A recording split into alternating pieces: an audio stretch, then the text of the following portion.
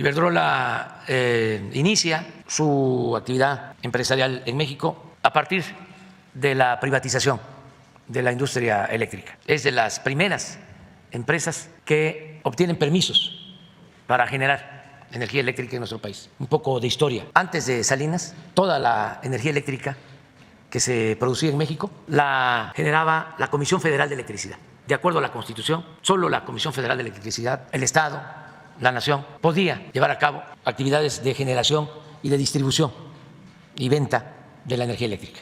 Cuando llega Salinas, hace una reforma a una ley secundaria, ni siquiera a la Constitución, y empiezan a dar permisos a particulares. Antes de eso, como se hizo en todas las privatizaciones, la gente de más edad seguramente lo recuerdan, echaron a andar una campaña para justificar la entrega de estos bienes nacionales o el manejo exclusivo de estas actividades económicas de parte de la nación o del Estado para poder entregar estas actividades a particulares. En ese entonces, a lo mejor lo recuerdan algunos, empezaron a hablar de que nos íbamos a quedar sin energía eléctrica y que por lo mismo hacía falta que se abriera el sector eléctrico para la inversión extranjera. Antes ya había sucedido. Cuando se entregó Teléfonos de México, hubo también una campaña de que era muy malo el servicio. ¿Cómo lo hicieron cuando iban a vender las líneas aéreas? Que era muy malo el servicio de Mexicana, muy malo el servicio de Aeroméxico. Bueno, en todos los casos, siempre han recurrido a eso. Con la llamada reforma energética se hizo lo mismo. Acuérdense de aquella campaña. Tenemos un tesoro los mexicanos en el fondo del mar, solo que no podemos extraerlo porque se necesitan cambios a la Constitución. Un tesoro en el fondo del mar, el petróleo. Pura mentira. Sí existe el petróleo en las aguas profundas, pero no iban por el petróleo de las aguas profundas, que dicho sea de paso cuesta mucho extraerlo. Iban sobre el petróleo que está en tierra y en aguas someras. Pero así prepararon, ¿no?, el terreno. Todo con el uso de los medios que desde hace mucho tiempo ya no informan, sino manipulan. No todos, desde luego, ¿no? Nos dijeron de que si se privatizaba la industria petrolera iba a llegar inversión extranjera a raudales, que íbamos a aumentar la producción hasta en cerca de 3 millones de barriles diarios, que iba a bajar el precio de las gasolinas, del diésel. Todo eso, puras mentiras. No llegó inversión extranjera, porque sí llevaron a cabo la reforma energética. Entregaron 110 contratos, solo 3 están en producción, 3 campos de los 110 que entregaron están en producción. En total deben de estar extrayendo como 40,000 barriles de los 3 millones que ofrecieron. Desde luego que no bajó el precio de las gasolinas y del diésel. Es hasta ahora que paramos la privatización, las llamadas rondas, la entrega de las zonas petroleras, y estamos llevando a cabo una política distinta, buscando la autosuficiencia energética, en que podemos garantizar que no aumenten los precios y están bajando, lo que no sucedió después de la reforma energética. En el caso de la industria eléctrica fue lo mismo. Ofrecieron de que iban a bajar los precios de la luz y no, pero sí entregaron contratos para autoabasto, productores independientes, y ya con Zedillo pues se amplió esta política. Comenzó con Salinas, no se avanzó mucho.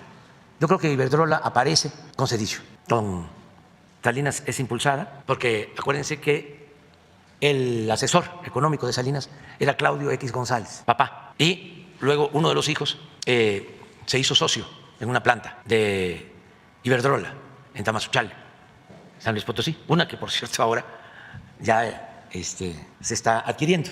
Bueno, pues con Zedillo comienza. Por eso cuando hablan de chatarras, pues tomemos en cuenta que estas plantas, las más antiguas, se construyeron hace 40 años. En promedio son 18 años de vida de estas plantas. Este parque de plantas, 13 plantas, 12 de ciclo combinado y una eólica, tienen un promedio de vida útil 3 veces superior al promedio de vida útil de las plantas de la Comisión Federal de Electricidad. Son más nuevas que el promedio de las plantas de la Comisión Federal de Electricidad.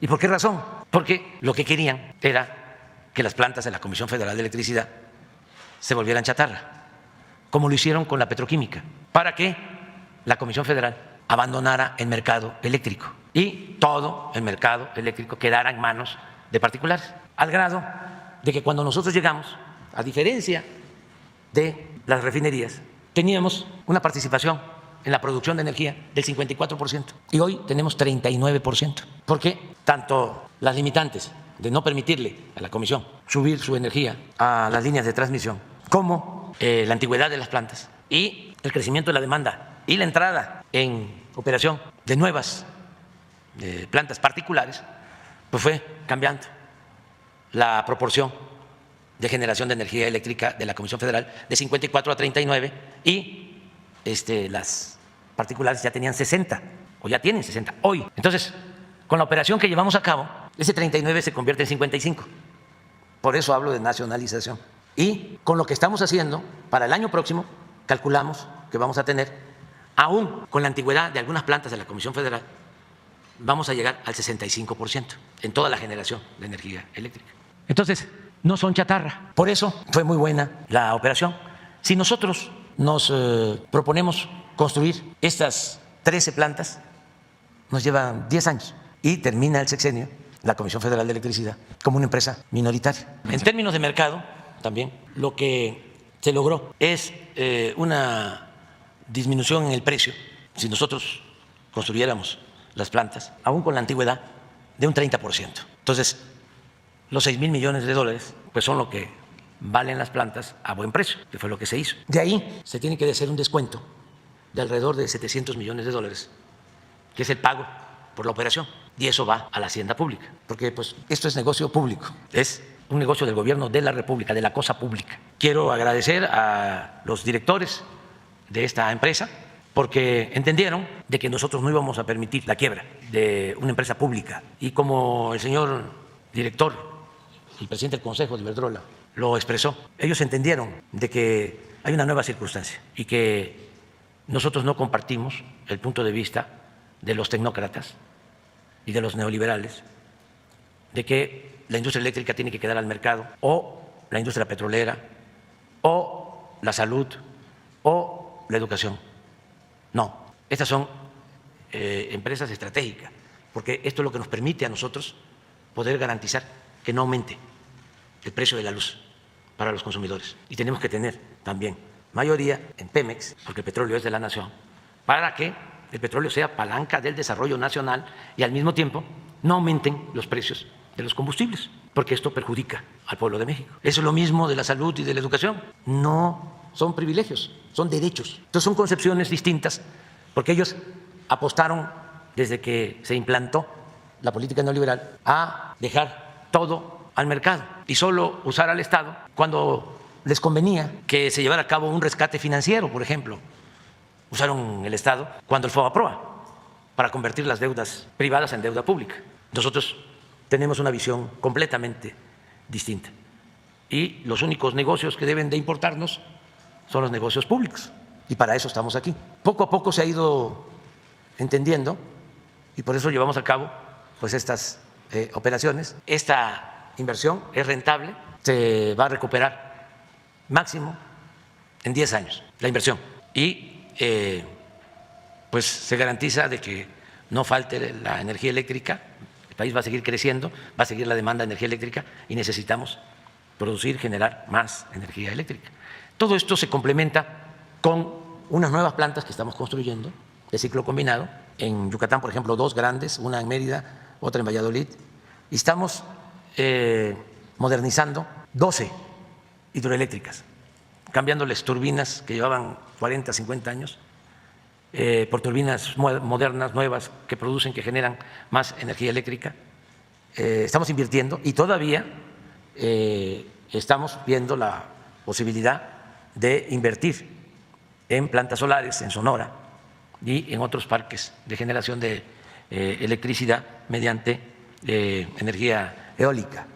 Estamos en eso.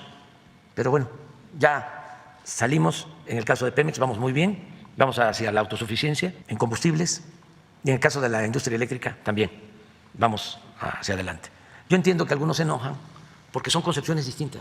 Ellos no quisieran que las empresas públicas salieran adelante. Ellos son muy partidarios de privatizar ganancias y socializar pérdidas. Esa es su filosofía.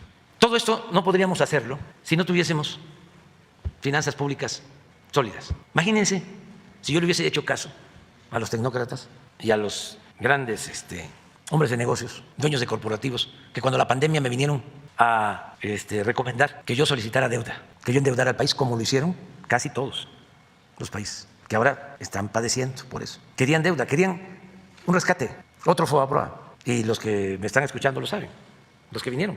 Ya algunos ya vinieron a decirme que reconocían que se habían equivocado, y claro que no les hice caso. Entonces, ¿qué pasa? Pues que no nos endeudamos y tenemos finanzas públicas fuertes. Entonces, tenemos posibilidad de contar con recursos. 6,000 millones de dólares son 120,000 millones de pesos. ¿Saben ustedes que eso es lo que estamos invirtiendo? No, ni siquiera eso. Es el 75% de lo que estamos invirtiendo en 2 plantas para convertir combustóleo en gasolinas. Estamos invirtiendo casi 10,000 millones de dólares en una planta conquistadora en Salina Cruz y otra en Tula. Y no es deuda, es presupuesto público. El tren son como 15,000 millones de dólares. Estos 6,000. La refinería, 12,000 millones de dólares. Estos 6,000. ¿De dónde sale tanto dinero? Pues es que se robaban mucho dinero. Yo me quedé corto. Desde que empezamos la lucha hace 30 años, vengo hablando de que el principal problema de México era la corrupción, pero cuando llegué a la presidencia me sorprendí, pero al mismo tiempo me dio gusto, porque dije, si terminamos con la corrupción, vamos a tener dinero para financiar el desarrollo del país. Con eso es suficiente, y así lo estamos haciendo. Ayer me mostraba un estudio, Jesús, de un análisis de unos especialistas sobre lo que hemos ahorrado, según ellos, en el plan de austeridad, no permitiendo los lujos en el gobierno. Y creo que ellos calculaban 200,000 millones de pesos. Pero es muy sencillo de explicar. Cuando llegamos aquí, en el 18, lo tengo que estar repitiendo porque ni modo que lo vaya a publicar el Reforma, la presidencia ejercía un presupuesto de 3,600 millones de pesos. 3,600 millones de pesos. Y el año pasado ejercimos 550 millones de pesos. Pero así todo. Siempre dije, la corrupción hay que combatirla no solo por razones de índole moral, sino porque es mucho el dinero que se va por el caño de la corrupción. Y ahí está la clave de todo. Es que era mucha la robadera, el bandidaje oficial. Y no solo eran los funcionarios los que se robaban el dinero del presupuesto. No, habían los traficantes de influencia, que esos fueron los que robaron más, porque los funcionarios los tenían de empleados. Esos los maiciaban, bien maiciados. Y el gobierno estaba al servicio de una pandilla de saqueadores, una pandilla de rufianes, una banda de malhechores. Ahorita que estamos hablando de las drogas, a lo mejor ustedes no saben, pero me pasó ayer, director de COFEPRIS, que están haciendo la investigación. 5 días antes de terminar el gobierno de Enrique Peña Nieto, COFEPRIS dio 63 permisos para comercializar productos derivados de la marihuana, la mayoría para empresas vinculadas con la familia Fox. Pero todavía hay quienes defienden al régimen anterior. Esta nota, por ejemplo, les causa un coraje tremendo, como si fuesen ellos los que hicieron esto. Y todavía quieren regresar. Es que todos los días se descubren este tipo de cosas. Pero ¿cómo engañaron, manipularon a millones de gentes de que iba a haber un cambio y no quieren dar su brazo a torcer? ¿No aceptan que es de sabios cambiar de opinión? Ahí siguen aplaudiendo y en contra de nosotros por todo. ¿Cómo no va a querer la señora Denise que ya no haya mañanera? Les molesta porque ellos de una u otra forma, si no legitimaban estas cosas con su aparente oposición, mejor dicho, con la simulación, lo que hicieron fue posponer, mediatizar el cambio. Bien, presidente. Como segundo tema y solo como reflexión de lo que nos acaba de dar a conocer, el expresidente Fox se ha pronunciado en diversas ocasiones por la despenalización del uso lúdico de la marihuana. Si su familia tiene permisos para comercializar productos canábicos, tal vez el interés de la despenalización de la marihuana no es por la libertad de las personas que consumen este producto de manera libre, sino porque tal vez tiene un interés económico que está en su familia. Claro que es un interés económico. Pero bueno. Es que su Dios es el dinero.